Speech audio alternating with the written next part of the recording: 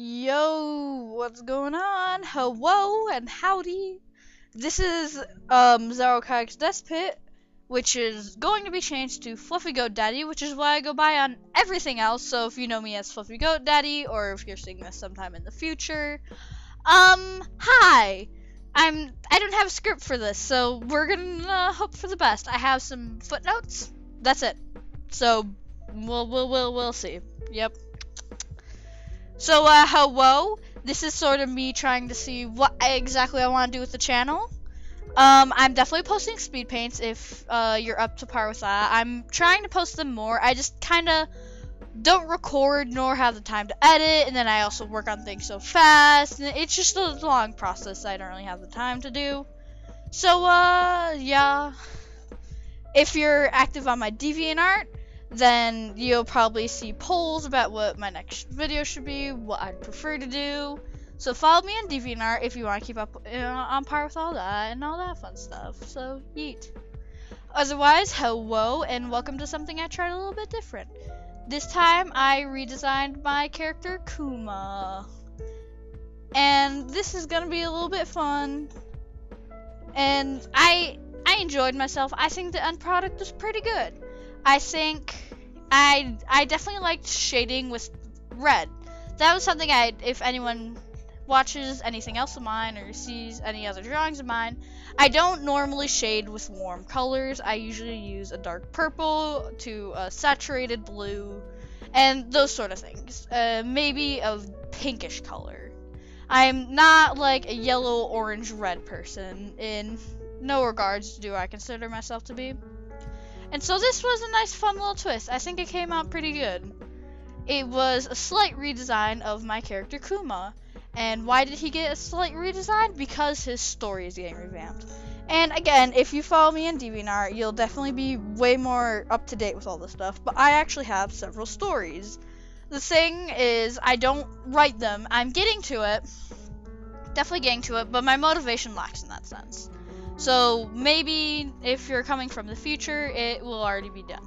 But Kuma is coming from a story that was formerly called Sengu D Mafia. Sengu D Mafia, sorry. It's not my native language. I believe it is Italian, so, sorry. So if you're Italian, please tell me how to pronounce that, because I have no idea. But anyways, the entire story is getting rebooted from sort of a modern monster situation. If you want to think about his story, Kuma's story is he comes from a world where humans don't exist, but in their place is like these monsters, more dragon-like creatures. And I didn't like that, because I had all these characters, I have these personalities built up, I have these key ideas, but they were never going anywhere. They kind of just remained. And I never really sought to change it. So a few months ago, I decided to take that and set it back to something I'm a little more familiar with. And I decided to put in more fantasy sort of kingdom situation, if you get what I mean. If you watched like 7 Deadly Sins, kind of like that, where it's got technology, but it's not too terribly advanced, and it's also not aiming for the exact pinpoint of realism. So that sort of stuff. And so Kuma's entire world has been changed. His old design had been changed from being the soft but very clean cut character to a more, I guess, rough character. Because in his original story, Kuma, despite being a mafioso, was a very soft character. He looked after the children, he made sure they always got fed and were put to sleep on time, so when he wasn't working, he was the nana. The nanny of the group. And he never really scarred, but in his new story, his rebooted story, Kuma's changed from being that exact soft character to, he's definitely one of the more kinder souls, but you could definitely show he's gotten a little more roughed up.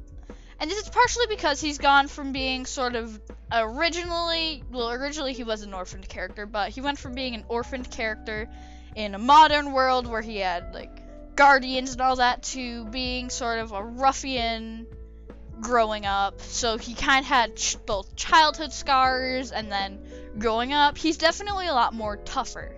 He's still got that soft, nice little underline to him, but otherwise he's changed from being this soft and absolutely baby to a more rugged, I guess, situation. Which I think is perfectly fine. I think he was in need of a redesign. So that works in all good favor. Kuma himself was originally designed by Dragon Spirit 20. So if you can, follow her on whatever you can. She's on YouTube, that I must point out. She's posting a lot more than I am. So if you want speed paints of good quality that are coming at a more my brain just shut off for a second. A more frequent rate, I definitely suggest go following her. Dragon Spirit 20, all one thing. Follow her on YouTube, DeviantArt. I don't think she's on anything else. Yeah, I don't think so. Oh, I just booped the mic. I don't know if the mic picked that up though. It probably did. It most definitely did. I don't know. I'm being slow. So that was that. Anyways, back to Kuma. And Kuma himself, like I said, my motivation for these stories is very, very slow. I'm not by any means a person that likes to hold off, but when my motivation comes down to these stories, I guess my motivation kind of drops significantly. Kuma's story, because of its huge need of now, originally it only needed a few characters, maybe a few side characters. Now, since I'm trying to go into a more diverse plot, and I know this is aiming big, but anyone who's, I guess, heard of Game of Thrones may be aware that it's a little more on the, I guess, complex scale story-wise. That's the sort of thing I'm aiming for with my stories. Kuma's, specifically. I'm saying Kuma's because Sangudi Mafia, number one, I don't know if I'm pronouncing that correctly. Number two, not using that name anymore. So, I don't even know if that story if my story will add up to that sort of complexity, but that's what I'm aiming for. And since, as anyone wants to guess, I've never watched Game of Thrones, I've never read any of the books, I'm just going off what I've heard, alright? But I am aware that a few side characters are needed for a modern story with a bit of complexity, but not so complex over the top. And then what happened was, I guess, when you're put into a fantasy realm with several storylines going on together, all intertwining, you kind of need to have several characters with personality and good designs, the things you like. You kind of need all of that put together, and then with all that given, it's going to take me a lot longer. Because this is one story that I do want to have an overarching plot, which is not, I guess, supposedly not too out there for me, but at the same time, a lot of my stories are more world building and all that, and set in the limits, and can be, if I really wanted to, roleplayed in when compared to others, such as Kuma's story, Origins of the Utopia, and all fun stuff like that. It's going to be a lot tougher, because they're supposed to have an overarching story, and all just sorts of things. Like, if you follow me on anything, Toy House is a big one. If you've seen my Toy House, you'll definitely see there are world building and then overarching stories. World building could be like of sin and between heaven and hell. And then like,